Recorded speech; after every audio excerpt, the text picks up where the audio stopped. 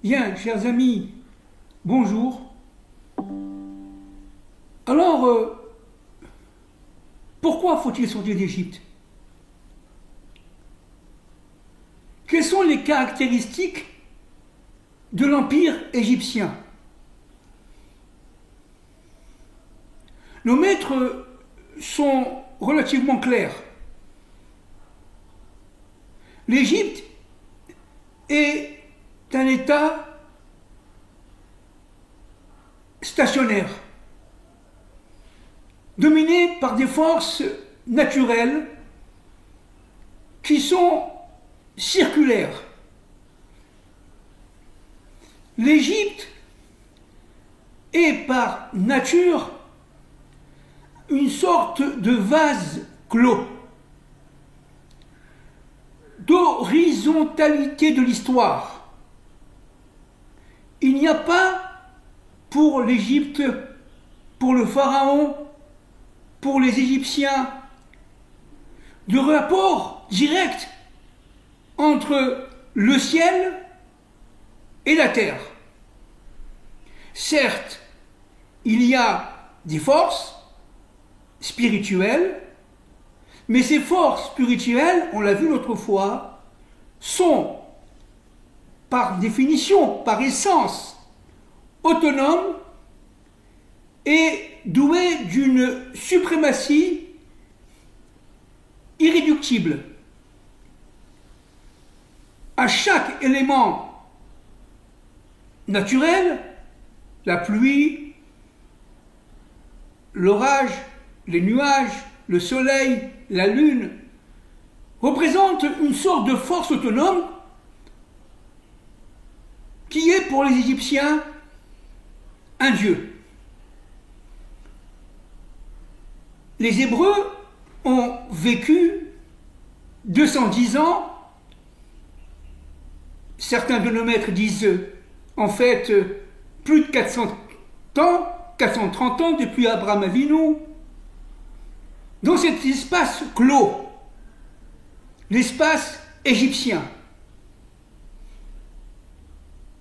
Cet espace égyptien est par, encore une fois, essence, obscurité, obscurci par des forces. Et Moïse, notre maître, le savait. Il ne voulait pas aller chez Pharaon parce qu'il sentait très profondément que Pharaon était imbu de lui-même. Il se prenait pour Dieu et il était surtout dominé par des forces d'une obscurité envahissante, totalisante et mal définissable, non définie en fait. Les forces qui étaient dans Pharaon, l'âme de Moïse, qui était extrêmement sensible aux forces du mal, l'âme de Moïse était d'une manière en toute constance, constamment alertée. Et Moïse ne voulait pas aller chez Pharaon. Dans la paracha Bo, je lis rapidement, n'est-ce pas? L'Éternel, chapitre 10 de la paracha Bo, l'Éternel dit à Moïse, va chez Pharaon, car moi-même j'ai endurci son cœur et le cœur de ses serviteurs, afin que je place mes signes au milieu d'eux, afin que tu racontes à ton fils et à ton petit-fils ce que j'ai fait aux Égyptiens et les merveilles que j'ai opérées au milieu d'eux. Et vous saurez que je suis l'Éternel. Encore une fois, pourquoi la Torah parle de Bo? Normalement, on devrait dire l'air les Paro. Va chez Paro. Pourquoi Bo vient chez Paro? Parce que Moïse avait, encore une fois, disons, une sorte de, je ne sais pas si c'est dit en français, de repoussoir. Il ne voulait pas aller chez Pharaon parce qu'il ne supportait pas l'impureté qui se dégageait de lui. Va chez Pharaon en disant « Mais n'aie pas peur ». Va chez Pharaon parce que dit Dieu à Moïse « Je suis dans la tête de Pharaon. Je suis dans la tête de l'Égypte. C'est moi qui domine Pharaon. N'aie pas peur. Va le voir. » Il faut savoir une chose très importante là. Pendant la 7e plaie, la plaie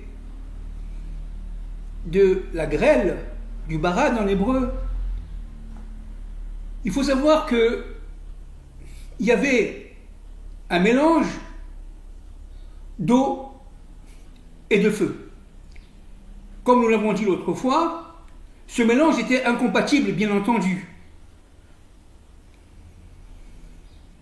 L'eau et le feu étant bien sûr incompatibles l'un par rapport à l'autre.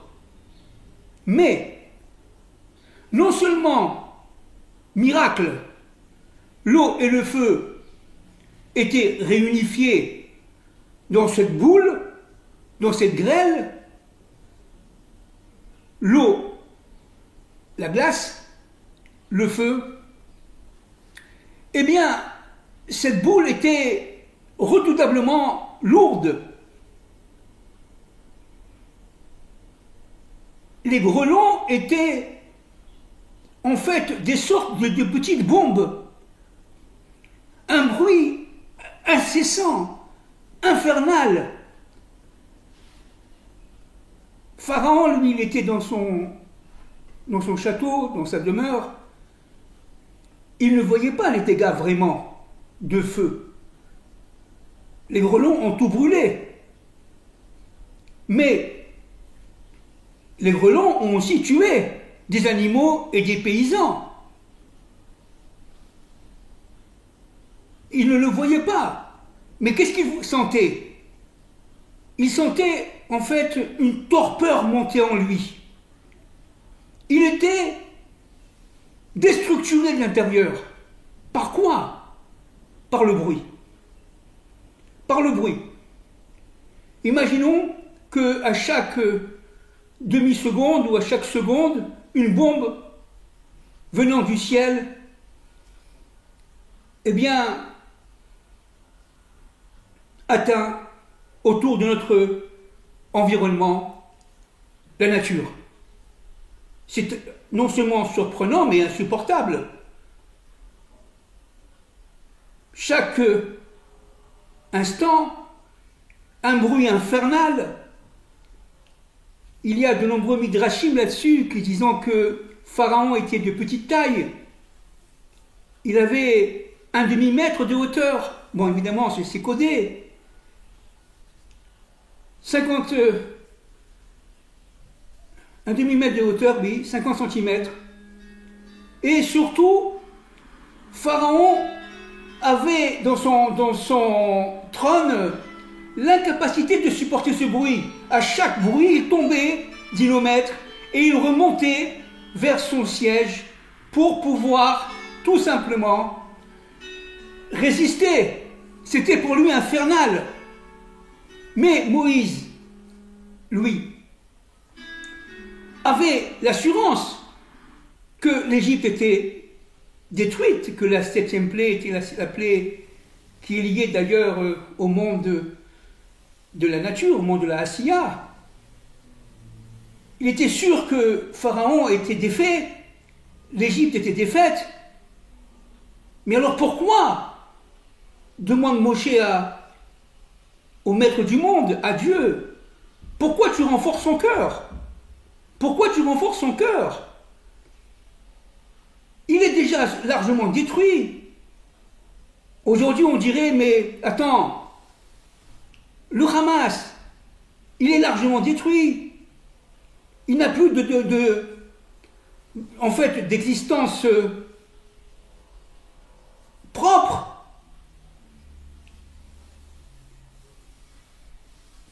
recueille évidemment des enfants, des jeunes qu'il formate, qu'il instrumentalise et qui les envoie à la mort. Mais le Hamas est détruit en fait. Mais alors pourquoi Dieu renforce le cœur du Hamas? Pourquoi Dieu renforce le cœur de Pharaon? Pourquoi le Hamas est sûr de la victoire? Comme Pharaon était sûr de sa victoire. Eh bien, cela d'abord détermine un niveau de conscience spirituelle de Moshe. Moïse n'avait pas encore, si vous voulez, atteint la quintessence de sa fonction, la maturation de sa fonction. Il était encore, au fond de lui-même, en problématique. Il manquait quand même 3 plaies, et des plaies fondamentales. Les 3 plaies qui sont liées, d'ailleurs, disent nos maîtres, à la tête. La 10e plaie est liée au Kéter. La 9e plaie est liée à la Bina, le discernement. Et la 8e plaie, les sauterelles, étaient liées à la Chokhma. D'ailleurs, nos maîtres disent, et là je vais citer un point fondamental, à partir du livre du Rav Yosef Karo, Maguid Mesharim, commentaire sur la paracha Bo. Regardez ce que dit le Rav. Il dit que, en fait, il y a une correspondance entre les sphirotes, les attributs divins, et les 10 plaies. Il y a 10 sphirotes et 10 plaies. Regardez ce que dit le Rav. Si on établit la correspondance entre les sphirotes et les plaies de haut en bas, nous obtiendrons les parallèles suivants. Alors, au niveau du bas, la malchoute est liée au sang, le Nil qui se transforme en sang. Le Yesod avec les grenouilles, 2e plaie. Le Had avec la vermine, 3e plaie. Le Netzar, lié à Moïse, entre parenthèses, avec les bêtes sauvages. La Gvoura, avec les ulcères. Le Chesed, avec la grêle. La Bina, avec les sauterelles. Les ténèbres, avec la Chokhma, et la mort des premiers-nés avec le Kéter. Excusez-moi, tout à l'heure, je me suis trompé. La Bina est liée directement aux sauterelles, à la 8e plaie, d'accord? Parce que la Bina étant liée directement au chiffre 8, à partir du bas, c'est la 8e sphira, pardon, et on dit que la 9e plaie, c'est-à-dire les ténèbres, est liée à la Chokhma. Je me suis trompé tout à l'heure, j'ai inversé entre la Chokhma et la Bina, entre les ténèbres et les sauterelles. Pourquoi c'est très important? Parce que, prenons l'exemple, si vous permettez, de la 9e plaie, le Rocher d'Égypte. D'abord, le Rocher d'Égypte est lié à un état de vision, de pensée, à la fois intellectuel et psychologique, qui est porté par le doute. Attends, on pensait quand même qu'on avait de l'argent en banque, je parle langage d'aujourd'hui bien sûr, eh bien l'argent, les liquidités n'existent plus, la banque a fait faillite. On pensait qu'on se nourrait bien, eh bien non, la nourriture elle est monopolisée par quelques élites. qui utilisent des ingrédients qui sont plus ou moins nocifs pour nous, pour notre santé. On pensait que le président de la République était démocrate, en fin de compte, d'une manière secrète, d'une manière cachée. C'était un dictateur avec le sourire. On pensait que les fondements de l'État étaient solides, eh bien, ils se désagrègent les uns par rapport aux autres. On pensait que j'allais avoir un avenir avec ma retraite. Je pouvais vivre et jouir de ma, entre guillemets, retraite. Eh bien, les fonds communs de placement sont désagrégés. C'est-à-dire que, en fait, ce qui paraissait sûr devient tout. Alors certes, il y a eu, dans un premier temps, bien entendu, une obscurité palpable, la Torah en parle, mais il faut comprendre qu'il faut prendre cela non seulement au premier niveau, mais surtout au deuxième niveau. Regardons ce qu'on vit aujourd'hui. Ce qui nous paraissait clair devient aujourd'hui obscur. Ce qui paraît moral devient aujourd'hui immoral. Nous vivons l'inversion des valeurs morales. Par exemple, avec le transgenre, on inverse les valeurs de moralité sexuelle, etc., etc. C'est-à-dire que, en fait, cette 9e plaie a été, pour les Égyptiens,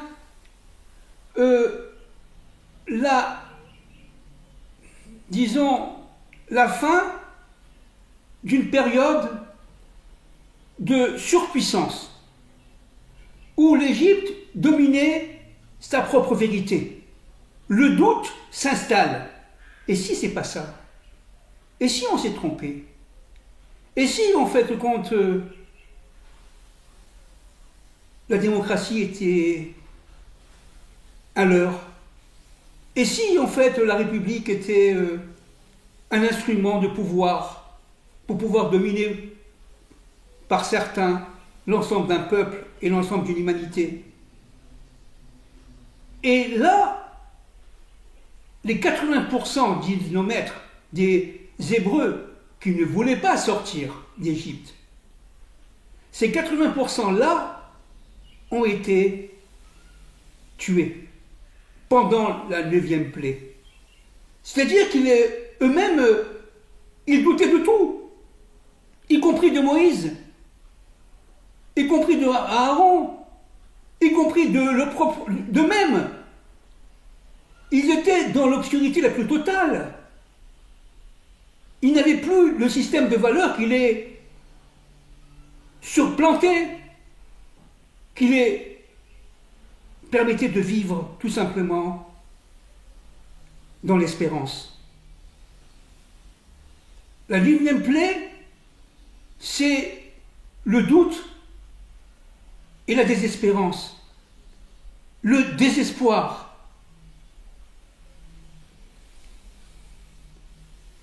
La 10e plaie, la dernière, la plus terrible, c'est la mort des premiers-nés. Alors là, la mort des premiers-nés a été dominée par deux types de forces. D'une part, les Hébreux qui, après un travail intensif, mois après mois, et cela dans la servitude, dans la souffrance de l'exil, dans une servitude totale, attendaient dans un monde d'espérance l'arrivée du Sauveur. Ces êtres-là, qui étaient en fait des êtres d'exception, qui représentaient 20% d'Hirachi, on l'a déjà dit de nombreuses fois, des êtres qui vont sortir d'Égypte, 600 000 êtres en âge de se battre entre 20 ans et 60 ans, sans compter les femmes, les enfants, les vieillards, les petits-enfants, etc. Et sans compter les animaux, et sans compter les étrangers, parce que beaucoup d'étrangers sont sortis, il y a eu des millions de personnes, 2 à 3 millions de personnes qui sont sorties d'Égypte. L'Égypte était exempte de après cette 10e plaie.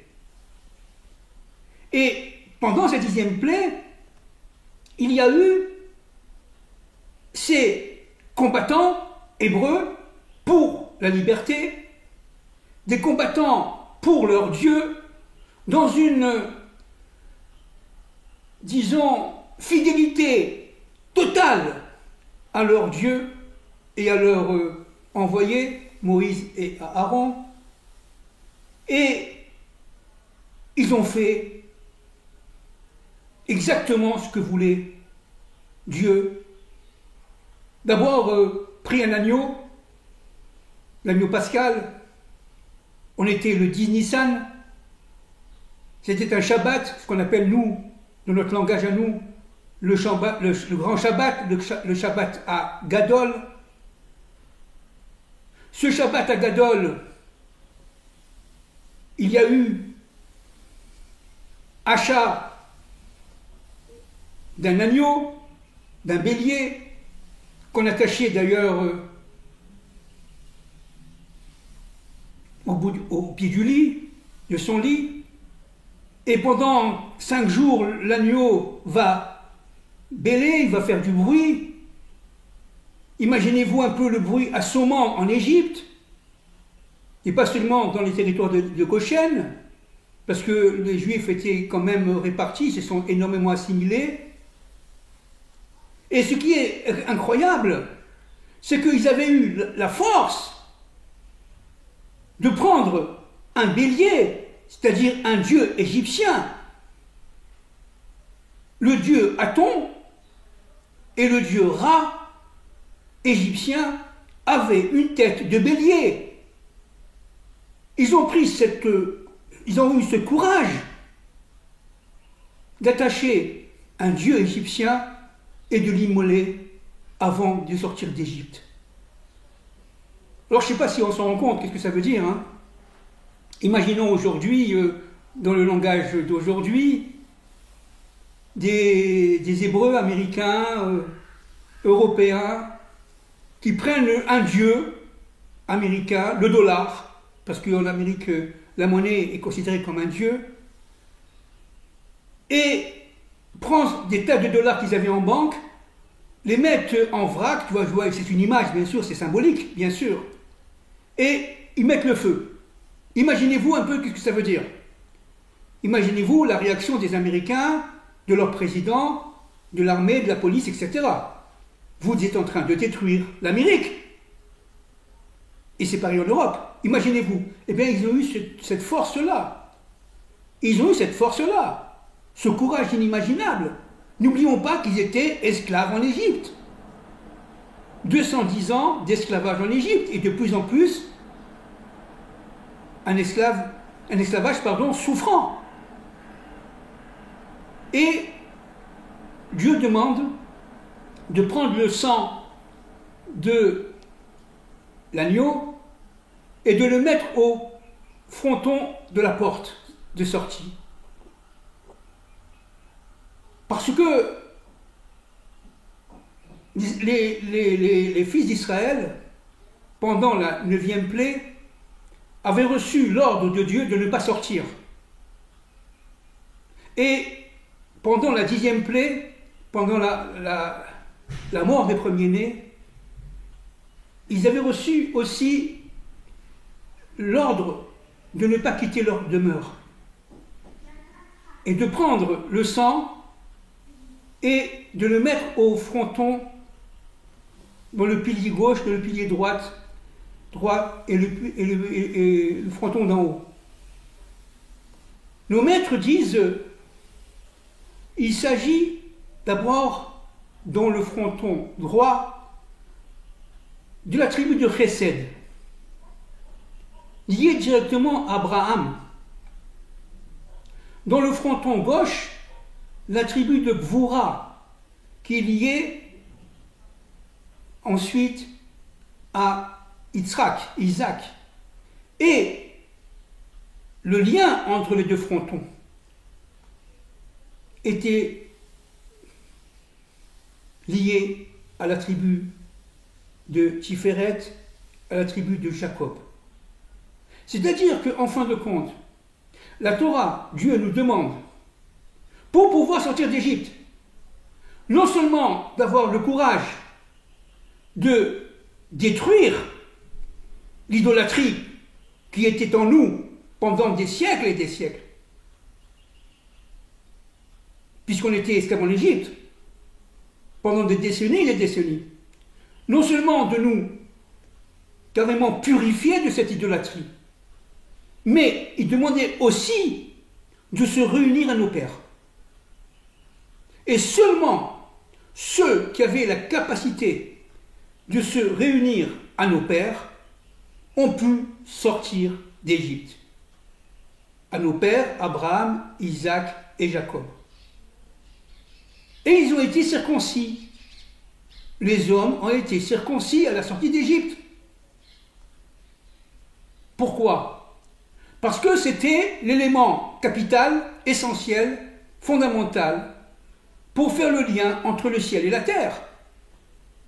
Le but d'Israël, c'était de montrer aux Égyptiens, et particulièrement à Pharaon, qu'il y avait un seul maître de l'histoire, et que le but était de réunir la spiritualité avec le nom ineffable et la matérialité.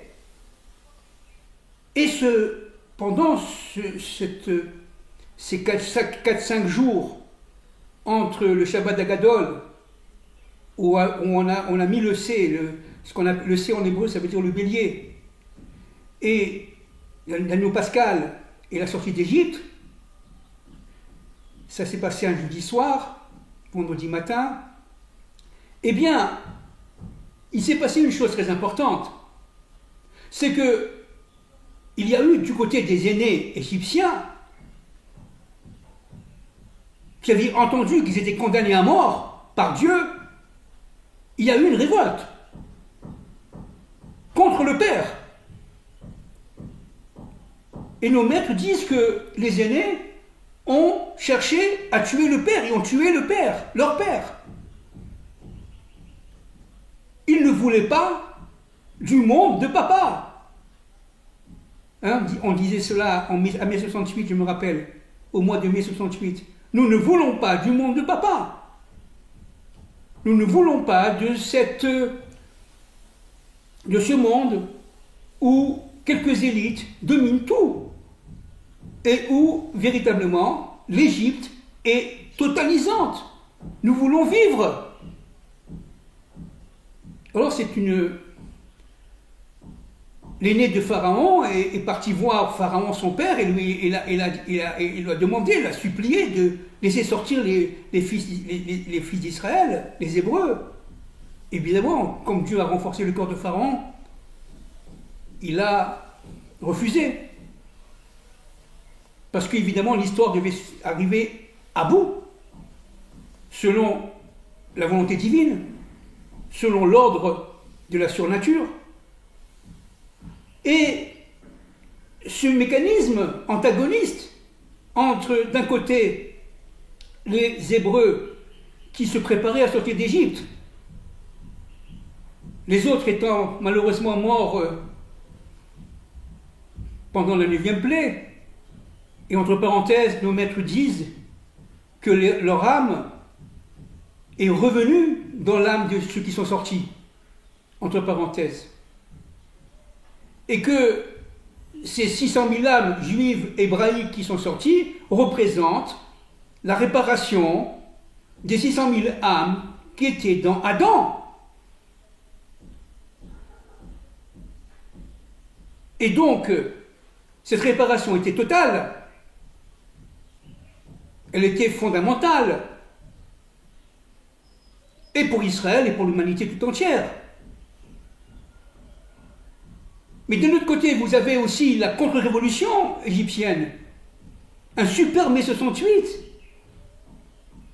où les aînés se sont battus contre la police, contre l'armée, et entre parenthèses, Dieu a fait en sorte, c'est un miracle, que l'armée ne soit pas affectée à combattre les épaules qui sortaient, mais ils étaient affectés à combattre les aînés. Et malheureusement, les aînés ont été tués. Ça n'a pas fonctionné. Pourquoi? Parce que tout simplement, l'Égypte était dans un état de décomposition totale. Absolument totale. Et c'est pour cela que Dieu a renforcé le cœur de Pharaon pour que l'Égypte, dans sa destruction totale, se retrouve nue, avec des forces, disons, dévoilées, d'impureté et incapable de survie. Un point fondamental ici aussi, évidemment c'est un résumé, c'est une synthèse, la paracha de Bo, c'est infini, évidemment la Torah est infinie, c'est tout codé, juste quelques mots de réflexion. À la fin de la paracha de Bo, on parle des téphilines. Les téphilines, ce sont les phylactères, vous savez, qu'on met, nous, les juifs, au-dessus de la tête, au niveau de la fontanelle, ici, et dans le bras. Nos maîtres disent, les maîtres des secrets disent que c'est l'élément crucial, fondamental, pour recevoir la transcendance et la transmettre au monde matériel. Celui qui ne met pas les téphilines vit dans le monde du rond, dans le monde cyclique des forces de la nature, et ne peut en aucun cas, comprendre le plan de l'histoire voulu par Dieu. Et les téphilines de la tête et du bras ont une double fonction. Pour la tête, la fonction, elle est de recevoir au niveau du Kéter, au niveau de la couronne, et de relier la couronne à la tribu de Bina et la tribu de Chorma, Bina étant liée à la Gvura, la Chorma étant liée au Chesed. Ça, c'est la tribu divine qu'on appelle Aya. Aya. Au niveau du bras gauche, pour ceux qui sont évidemment droitiers, au niveau du bras gauche, il faut que le boîtier soit, vous voyez, au niveau du muscle ici, et tourné vers le corps, tourné vers le cœur, vers le corps et vers le cœur. Et nos maîtres disent que c'est le Hové, ça veut dire le présent. Dieu est présent dans le passé, il est présent dans notre monde présentement. Les forces qui sont reçues par les téphilines d'en haut sont en fait introduites par la tête, par le cerveau, cerveau droit, cerveau gauche, cerveau de la raison et cerveau de l'intuition. Le cerveau droit étant lié au cerveau de l'intuition, le cerveau gauche est lié au cerveau de la raison. Les deux sont fondamentaux. Les forces vont passer par le cerveau droit et le cerveau gauche, descendre au niveau des yeux, des oreilles, du nez et de la bouche, et se regrouper au niveau du cœur, au niveau non pas du discernement, mais au niveau de la sensibilité. On rentre dans les organes du corps. Et les sept ronds qu'on fait, pour ceux qui connaissent, plus le dernier, c'est-à-dire le 8e, et on ferme ici, vous voyez, comme un yud, vous voyez, comme un yud, comme un yud. On ferme ici, de manière à faire 8 cercles. 8 cercles. Les 7 cercles étant liés aux forces de la nature, et les 8 cercles, ensemble, forment la bina, la surnature. Et on ne peut pas sortir d'Égypte pour les Hébreux, je dis bien pour les Hébreux, qui descendent d'Abraham, Isaac et de Jacob, sans mettre les tiflines. Alors, permettez-moi là de conclure. D'abord, les plaies ont été déjà prévues depuis, évidemment, le plan de Dieu, depuis Bereshit et même avant la création, bien sûr, ont un pouvoir éducatif fondamental. L'Égypte doit comprendre, une fois pour toutes, qu'elle est enfant du Dieu, un maître de l'histoire, et qu'elle n'est pas seulement reliée aux forces de la nature. Je vais me permettre là de lire ici, dans ce fameux livre, j'ai évidemment énormément cité, le point intérieur du Rav David Saada, notamment à la page 193. Regardez ce que dit le Rav Saada par rapport à l'Égypte. Je vais lire, ça va être un tout petit peu long, mais c'est très important. L'idolâtrie de l'Égypte, dans ses manifestations extérieures visibles, est le symptôme d'un mal très profond, qui nous est révélé par le refus obstiné de Pharaon de laisser partir les Hébreux. Ce refus a une cause que le texte de la Torah révèle clairement: le rejet par Pharaon, maître de l'Égypte, du Dieu au nom duquel Moïse lui parle. Il s'agit des 4 lettres Yud et Vav Ke, divinité une et unique, créatrice, dit notre maître, M. Saada, de l'univers et continuant à le gouverner, divinité maîtresse de toutes les forces de la nature, divinité au-dessus des déterminismes naturels. L'attitude de Pharaon nous permet donc de comprendre, dit le Rav, ce qu'est véritablement et profondément le fondement spirituel de l'Égypte, à savoir ce que l'on pourrait appeler un autisme spirituel. L'univers spirituel de l'Égypte est fermé sur lui-même, englouti dans l'immanence et coupé de toute transcendance. Je cite, et je saute un peu, son existence, sa fertilité est due au Nil, et seulement au Nil, et donc ne dépendent pas des pluies, mais des crues du fleuve.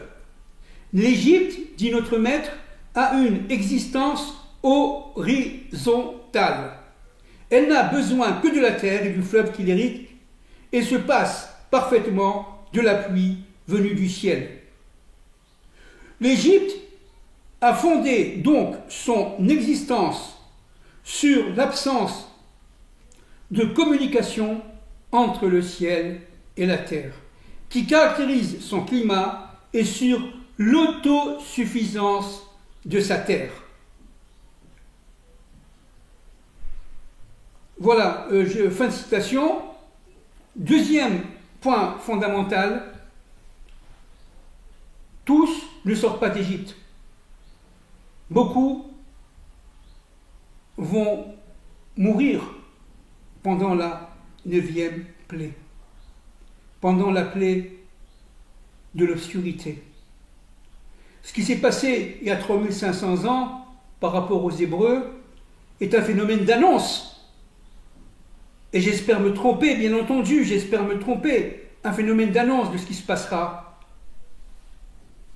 Je pense à notre époque, concernant l'universel. Ceux qui n'ont pas fait ce travail intérieur, fondamental, ontologiquement obligatoire, ne pourront pas sortir d'Égypte.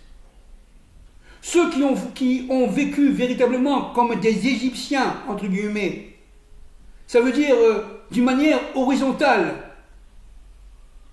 d'une manière matérialiste, sans jamais penser véritablement à l'existence d'une transcendance réelle, immanente, eh bien, ne pourront pas sortir d'Égypte et donc atteindre la vraie liberté. La liberté en Égypte est fantasmatique. La liberté en Égypte est sujet à pouvoir, abus de domination des élites. Et c'est vrai aujourd'hui, bien entendu. Ce sont des êtres qui sont formatés. Et ces êtres formatés doivent pouvoir eux-mêmes sortir d'Égypte, à condition évidemment de le vouloir, c'est-à-dire de faire ce fameux travail intérieur qui a valu, j'allais dire, des millénaires par rapport à aujourd'hui. Et Dieu a attendu des millénaires par rapport à aujourd'hui pour que l'humanité prenne conscience de l'existence du Dieu un, mais de l'histoire. Donc, ce qui se passe en Israël aujourd'hui est la guerre, le combat des fils de la lumière contre les fils des ténèbres, contre ces odieux nazis-islamistes qui entourent le pays d'Israël et qui vont disparaître, bien sûr, n'en doutons pas. Mais aussi les forces intérieures qui sont des forces généralement formatées ou non descendantes d'Abraham, d'Isaac et de Jacob, et qui représentent ce qu'on appelle, nous, la tourbe nombreuse de la rêve rave, et qui sont les élites d'aujourd'hui. Pas toutes, bien sûr, mais les composants essentiels sont les élites du rêve rave. On les retrouve en Israël partout, dans les grandes entreprises, dans les banques, partout. Et donc, ce qui est aujourd'hui en jeu, et n'oublions jamais ce que nous disons toujours, Israël est un microcosme du monde. Israël est un microcosme de l'universel. Ce qui s'est passé il y a 3500 ans se repassera aujourd'hui. Évidemment, on n'est pas prophète, on peut se tromper à notre époque. Donc, la sortie d'Égypte, elle est immanente à la volonté de Dieu, bien sûr, et à la volonté de l'homme en quête de liberté, de vraie liberté, vraie. De liberté qui permet tout simplement à l'homme d'être lui-même, selon sa personnalité intérieure et selon son environnement extérieur. L'homme doit faire le lien entre son extériorité et son intériorité. Je vous salue, je vous souhaite que du bien, que Dieu nous protège. Pour ceux qui comprennent, aujourd'hui, nous sommes en pleine plaie d'Égypte dans le monde entier.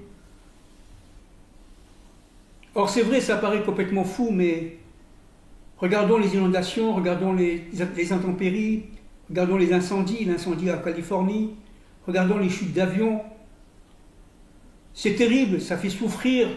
Regardons nos frères et sœurs qui sont encore emprisonnés à Gaza. Regardons aussi les innocents qui meurent et qui souffrent, et prions. Prions pour la libération totale de l'universel et de l'univers des forces contraires, des forces du mal qui deviendront bien sûr un jour en transformation vers les forces du bien. Merci beaucoup, que Dieu nous aide et nous protège. Soyons solidaires, soyons en toute espérance, vivons dans l'espoir du lendemain, vivons dans la simcha, dans la joie intense, qui est la joie intérieure, qui est notre joie intérieure. Et que cette joie-là, elle est en fait d'abord irremplaçable et en fait exclusive de la volonté de liberté. Merci beaucoup.